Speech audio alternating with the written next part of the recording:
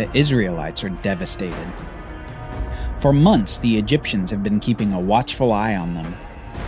Not only have they been forced into a slavery of hard labor, but they've been systematically robbed of their baby boys as soon as they're born.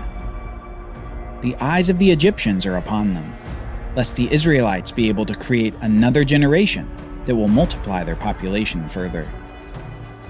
Egypt fears the Israelites, and Pharaoh has decided on the genocide of the male Israelite infants to ease his fears.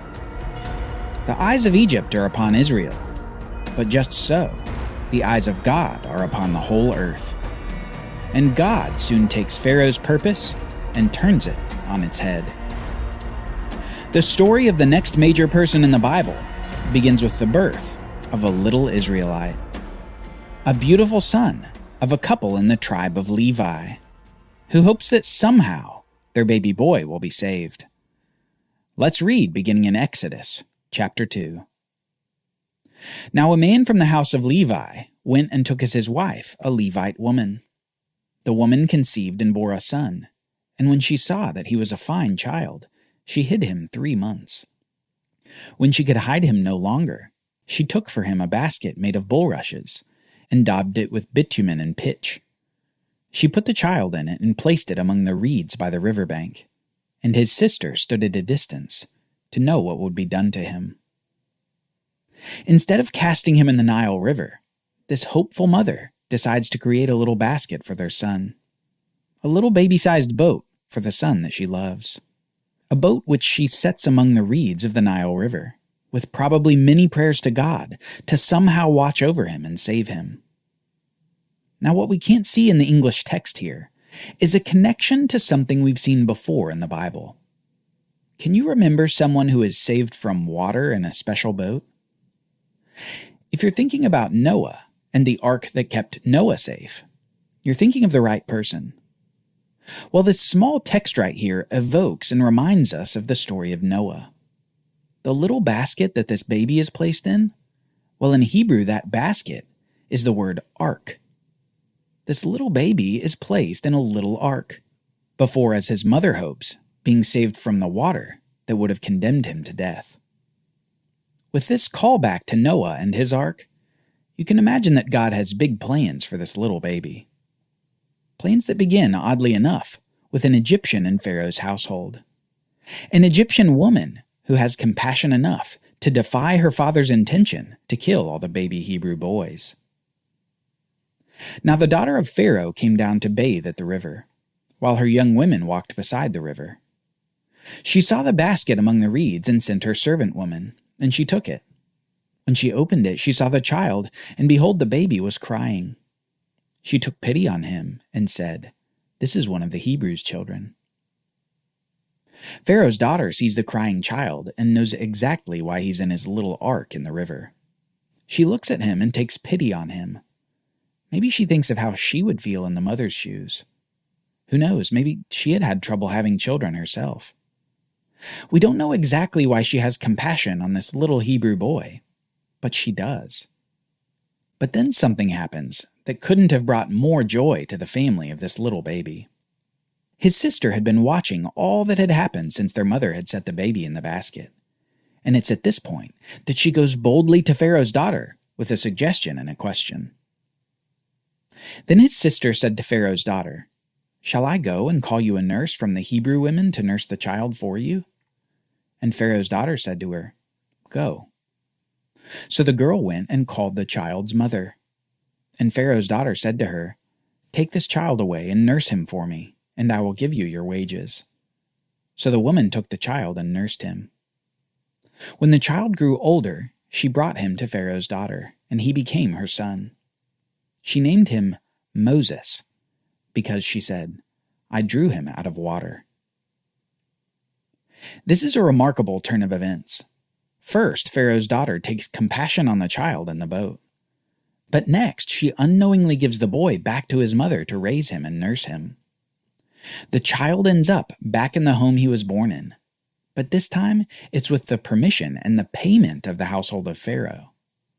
The Hebrew boy has been saved in his little ark by the most unlikely person. And not only that, but he finally receives a name: Moses. A name which means drawn out. A name given because he was drawn out of the water. A name which will come to effectively characterize the major moments in Moses' life. Just as he was drawn out of water as an infant, he and his nation will be drawn out of water themselves. The narrative then fast forwards many years. Moses was nursed and weaned and taught for some time in his own home before he was then delivered to the Egyptian residence of Pharaoh's daughter. From then he continued to grow and mature in the Egyptian way of life, as he was taught the Egyptian way of thinking.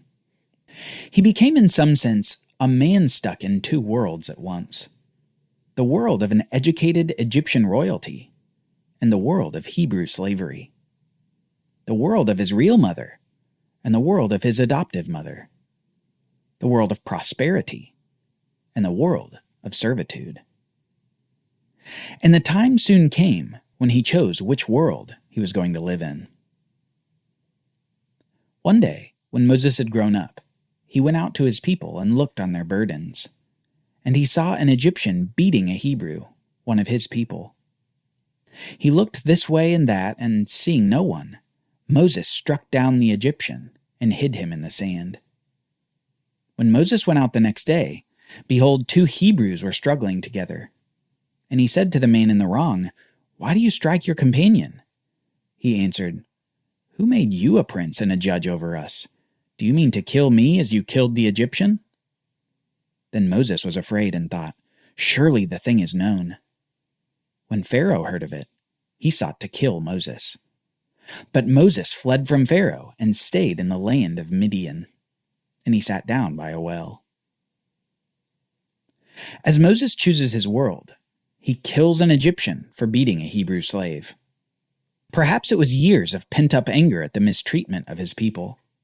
Perhaps it was a sudden realization that he couldn't watch his own people suffered as they had for all these years.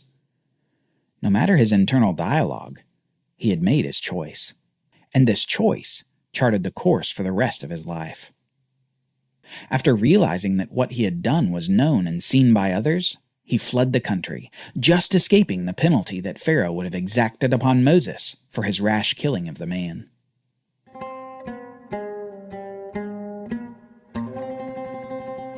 So Moses flees a few hundred miles southeast to the land of Midian, in modern Saudi Arabia, a land just south of the land of Canaan. This was perhaps just outside of the territorial control of ancient Egypt, and far enough away that Moses wouldn't have constantly feared for his life. After the quick flight away from Egypt, he finds himself by a well of water, and at the well, Moses' story continues. Now the priest of Midian had 7 daughters, and they came and drew water and filled the troughs to water their father's flock. Now some shepherds came and drove the daughters away, but Moses stood up and saved them, and watered their flock. When they came home to their father Reuel, he said, "How is it that you have come home so soon today?" They said, "An Egyptian delivered us out of the hand of the shepherds, and even drew water for us and watered the flock." He said to his daughters, "Then where is he? Why have you left the man? Call him that he may eat bread." Despite no historical connection between Moses and these women in Midian, Moses sees their plight at the well and saves them from the bullying shepherds. And soon Moses is rewarded by the father of these women. Reuel, also called Jethro, invites Moses to eat bread, a sign of intimate fellowship being offered to Moses. Moses not only accepts the hospitality of Reuel, but also accepts a daughter from him. We read, "Moses was content to dwell with the man, and he gave Moses his daughter Zipporah, and she gave birth to a son, and he called his name Gershom, for he said, 'I have been a sojourner in a foreign land.'" After fleeing Egypt at the age of 40, Moses marries a Midianite and begins to settle into a new life away from Egypt. He'd been a man between two worlds, and after his choice of his Hebrew world, he had fled from both worlds altogether. His choice meant a sort of exile for him, an exile that would last for decades. Moses turned 50. then 60, and continued to age. But this man, who many years prior was saved in his little ark from the waters of the Nile, this man was not meant to merely be an exile in Midian. God has great plans for Moses. He is going to be God's tool to draw out, just as he was drawn out of water. Finally, we read this. During those many days, the king of Egypt died, and the people of Israel groaned because of their slavery, and they cried out for help. Their cry for rescue from slavery came up to God. And God heard their groaning. And God remembered his covenant with Abraham, with Isaac, and with Jacob. God saw the people of Israel, and God knew. God remembers his promises. He remembers his covenant. He remembers his people. And just as things seem at their worst, God acts, and he acts through Moses.